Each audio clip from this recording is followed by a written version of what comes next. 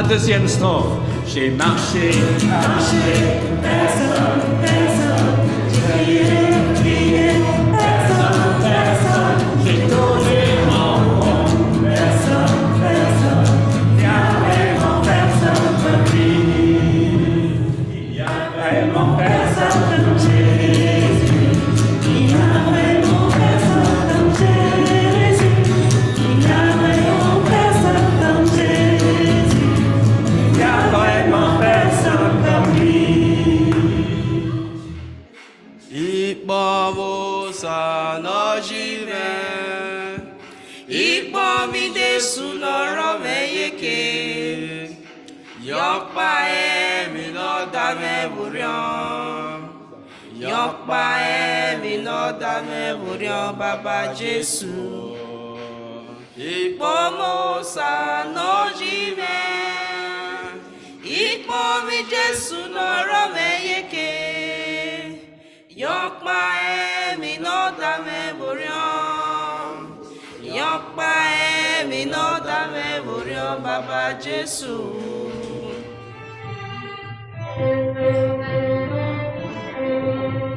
Si j'étais un papillon, je louerais Dieu en le temps.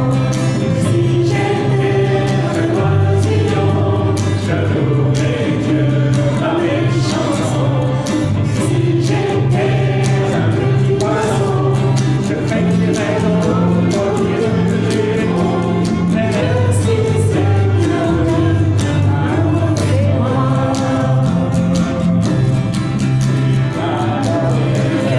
Tu m'as donné un chant, tu m'as donné Jésus, je suis ton enfant. Merci Seigneur Dieu de m'avoir fait moi. Si j'étais un éléphant, je louerais Dieu en de mon matin. Et si j'étais un catholique, je louerais Dieu par ma grande sourire. Et si j'étais un kangourou, je saute et je saute partout. Et merci Seigneur Dieu de m'avoir fait moi. Tu m'as donné un cœur, tu m'as donné un chant, tu m'as donné Jésus, je suis ton enfant. Et merci Seigneur Dieu de m'avoir fait moi. J'étais un petit ver, je me tortillerais dans la terre. Si j'étais une grosse cœur, je louerais Dieu par mes tentacules. Si j'étais un gros tourelu, je louerais Dieu pour mes doigts louloulou. Et merci Seigneur Dieu de m'avoir fait moi. Tu m'as donné un cœur, tu m'as donné un chant, tu m'as donné Jésus, je l'entends. Et merci Seigneur Dieu de m'avoir fait moi. Je suis conscient car je sais où je viens. Je suis confiant car je sais où je vais. Je suis convaincu pour tout ce que j'ai dit. Je suis déçu pour tout ce que je fais. Je sais à qui j'ai accordé ma foi. Je sais pourquoi je sais où je le crois. Je suis confiant parce que c'est sur la croix que Jésus-Christ a tout donné pour moi. Et on reprend. Je suis conscient car je sais où je viens. Je suis confiant car je sais où je vais. Je suis convaincu pour tout ce que j'ai fait. Je suis déçu pour tout ce que j'ai fait. Je sais à qui j'ai accordé ma foi. Je sais pourquoi je sais où je le crois. Je suis confiant parce que c'est sur la croix que Jésus-Christ a tout donné pour moi. Quels sont les opérations de base, les 4 choses qu'on apprend en premier. Oui? Oui, voilà. Donc Dieu est très fort en maths, mais il n'aime pas toutes les opérations pareilles. L'addition, il arrive, mais il trouve que ça prend du temps. Rappelez d'Abraham, Dieu lui a fait des promesses, lui a dit de quitter son pays, qu'il allait avoir une grande descendance, beaucoup d'enfants, de petits-enfants, arrière-petits-enfants.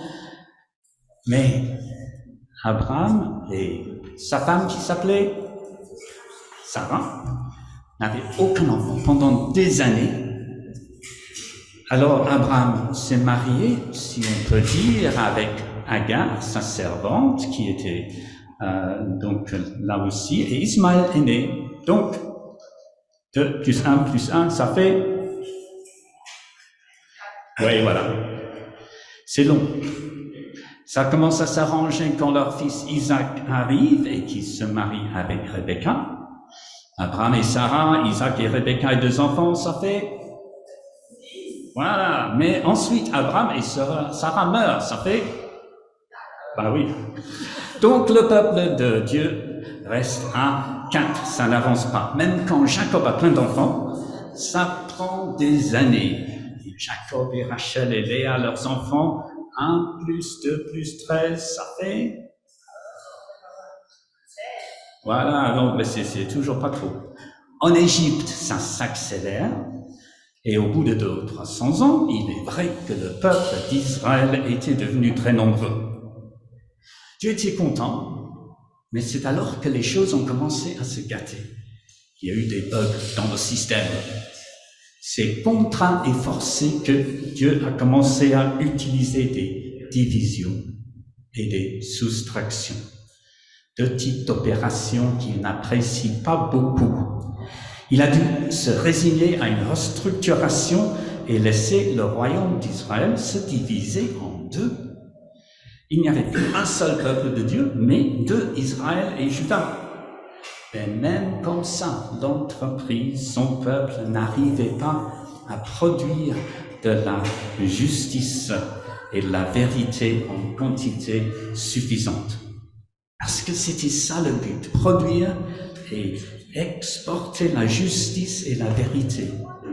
Il a fallu tailler dans le vif, et Dieu a délocalisé l'unité du Nord, le royaume d'Israël, en Assyrie. Beaucoup des gens d'Israël sont envoyés en Assyrie. Alors du coup, le peuple était beaucoup moins nombreux. Bref, c'est la deuxième opération en maths. Une soustraction. Ce que Dieu a vraiment regretté.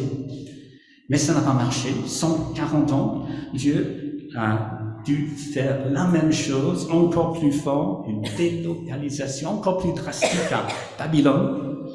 Et Juda, donc, a été déporté. Mais même tout cela, les contrôles de qualité sont formels. Le produit n'est pas au top et les consommateurs n'achètent pas la justice des marques annoncées Michée et les prophètes, ni la vérité d'un seul Dieu de la marque Isaïe. Et le marché a commencé à être noyé par des importations d'abord grecques puis romaines. Alors, que faire? En fait, Dieu le savait depuis longtemps. Tôt ou tard, il faudrait changer le système complètement. Il ne lui restait qu'un espoir. Qui ça peut être? Oui, j'ai entendu. C'est qui? Jésus. Voilà. C'est lui qui pourra redresser une situation catastrophique parce que Jésus fait les maths autrement. C'est vraiment un original, Jésus. En fait, ses calculs, c'est ceci. 1 moins 1, ça fait 0. Eh oui. Encore une soustraction. Puis une autre fois, il refait le calcul et ça fait 1 moins 1 égale 30. Et encore une fois, 60. 1 moins 1, ça fait 100. C'est incroyable. Qu'est-ce que c'est que cette histoire? Alors, ne dites rien, les grandes personnes, j'ai quelque chose à montrer aux enfants. Est-ce que C'est tout petit. Est-ce que quelqu'un va venir voir ce que j'ai là?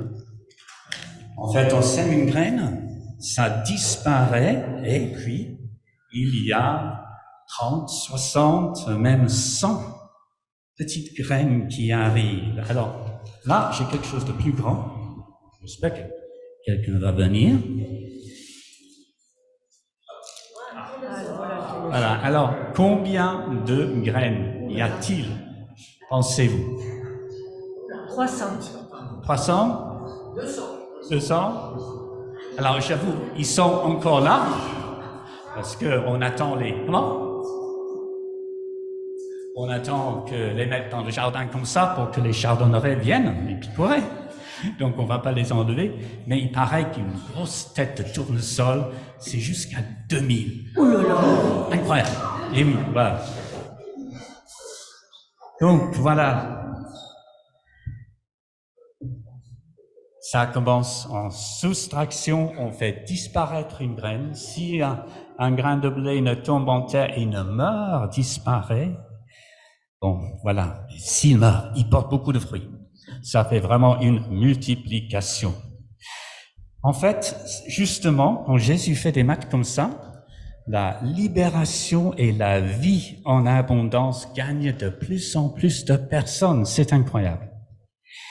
Puis Jésus va plus loin. Après avoir changé la soustraction en multiplication, il décide de changer l'addition en multiplication.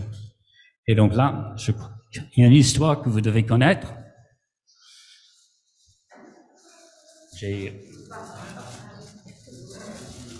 Qu'est-ce que j'ai là?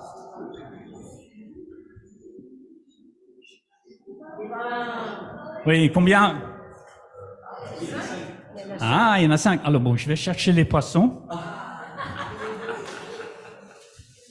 Non, c'est une blague, parce que j'allais vous épargner des poissons ici, non, ça aurait été difficile. Voilà. Le procédé de production de Jésus est vraiment pas logique du tout. 5 plus 2, en fait, 7, non, mais pas vraiment 7, parce que il y a combien de personnes? 5000, mais plus que ça même. Parce qu'il y avait les femmes et les enfants. Alors, je crois qu'on peut aller jusqu'à 15 000, hein. Voilà. Donc, Dieu, c'est extraordinaire. Enfin, Jésus, comme ça. Et alors, cette multiplication, c'est ce que Dieu préfère. Et cette histoire-là, il a fait raconter 6 fois dans les évangiles. Vous le connaissez très bien, mais 6 fois, c'est dire l'importance qu'il y a attachée. Voilà. Alors, on va passer, je crois, vous connaissez l'histoire, mais enfin, si, mais normalement, ça y est, oui, voilà. Non. Qu'est-ce qu'il veut lire? Tout un trait de sa place. Jésus part, seul, dans une barque pour aller dans un endroit isolé, loin des gens. Mais les foules l'apprennent. Elles sortent des villes et elles suivent Jésus en marchant au bord de l'eau. Quand Jésus descend de la barque, il voit une grande foule. Son cœur est plein de pitié pour eux et il guérit leurs malades. Le soir arrive. Les disciples s'approchent de Jésus et ils disent « Il est déjà tard et cet endroit est isolé. Renvoie les gens dans les villages. Là, ils pourront acheter quelque chose à manger. » Jésus leur répond, ils n'ont pas besoin d'y aller, donnez-leur vous-même à manger. Ils lui disent, nous avons ici seulement 5 pains et 2 poissons. Jésus leur dit, apportez-les-moi. Peut-être quelqu'un d'autre. Oui. Vas-y. Ensuite, il demande aux foules de s'asseoir sur l'herbe. Jésus prend les 5 pains et les 2 poissons. Il lève les yeux vers le ciel et dit une prière de bénédiction. Il partage les pains et les donne aux disciples. Puis les disciples les donnent aux foules. Tous mangent autant qu'ils veulent. On apporte les morceaux qui restent. Là, 12 paniers. Il y a environ 5 000 hommes qui ont mangé, sans compter les femmes et les enfants. Après ce pique-nique fantastique, c'est l'euphorie. Tout est prêt pour que, enfin, la justice et la vérité, la paix soient non seulement des produits fins d'Israël, mais puissent même être exportés dans le monde entier.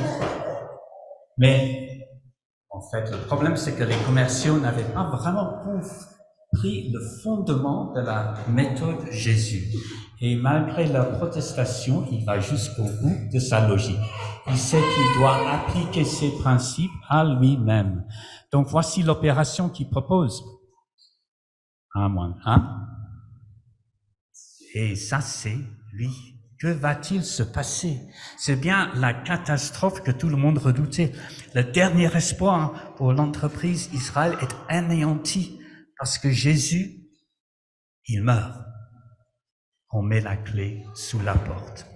Tous ses amis, ses disciples, toutes ces foules de gens croyaient que c'en était fini de lui. Mais Dieu calcule autrement encore. Qu'est-ce que ça veut dire? Qu'est-ce qu'il peut déchiffrer?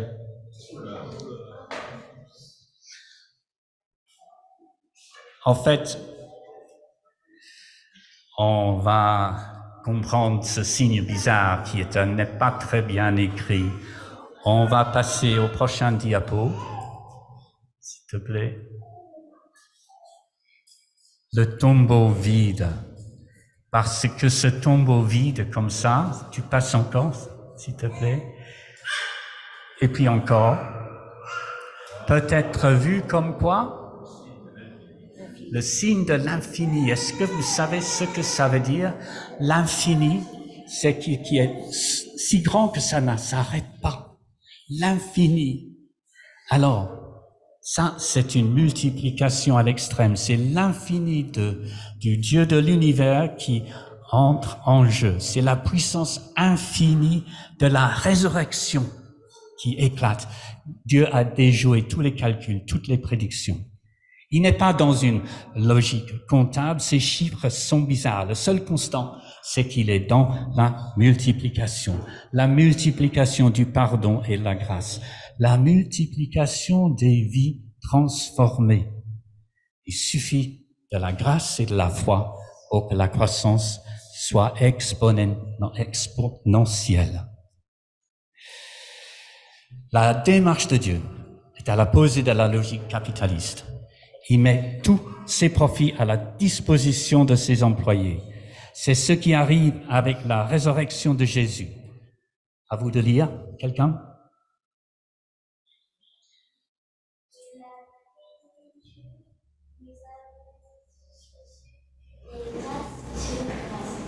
Merci.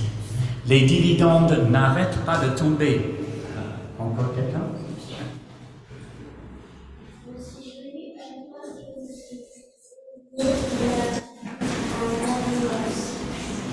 Les salariés participent dans l'expansion fulgurante de l'entreprise. Vous connaîtrez la puissance extraordinaire que Dieu a montrée pour nous qui croyons en lui, son énergie et sa force. Dieu les a montrés dans le Christ. Il l'a ressuscité de la mort. Alors cette puissance infinie, est-ce qu'on peut le définir? Oui. Paul dit, vous aurez la force de comprendre et de connaître la largeur, la hauteur, la profondeur de l'amour de Dieu. oui, c'est l'amour, car Dieu est amour. Et faire partie de son entreprise, c'est entrer dans un processus de multiplication à l'infini. Connaître l'amour de Dieu pour nous dans toutes ses dimensions. Nous vivons des temps d'inquiétude terrible, de peur, de confusion, de souffrance extrême. Vous connaissez la crise climatique, l'Ukraine, l'effondrement de la biodiversité, des tremblements de terre en Turquie et au Maroc, et maintenant, ce drame atroce qui se déroule en Israël avec le Hamas. Mais Dieu dit, Il n'y a pas de peur dans l'amour, car le parfait amour que Dieu a pour nous chasse la peur. Alors, êtes-vous prêts à vous laisser envahir par l'amour que Dieu a pour vous, pour que vous n'ayez plus peur? Dans les temps de peur, nous sommes découragés, démotivés. Nous sommes tentés de nous replier sur nous-mêmes, de ne plus rien faire. Mais Dieu dit que nous pouvons aimer. Il est encore possible d'aimer parce que justement, lui, le premier, nous a aimés. Êtes-vous prêts à ce que cet amour que Dieu a pour vous déborde pour les autres? Sommes-nous prêts à sortir de nous-mêmes pour aimer les autres dans l'Église et en dehors de l'Église, dans le monde? Nous pouvons rebâtir non seulement notre Église, mais participer à la reconstruction de l'Église dans toutes ses dimensions, à celui qui peut, par sa puissance qui agit en nous, faire au-delà, infiniment au-delà de ce que nous pouvons demander et imaginer. À lui la gloire dans l'Église et en Jésus-Christ, pour toutes les générations, au siècle des siècles.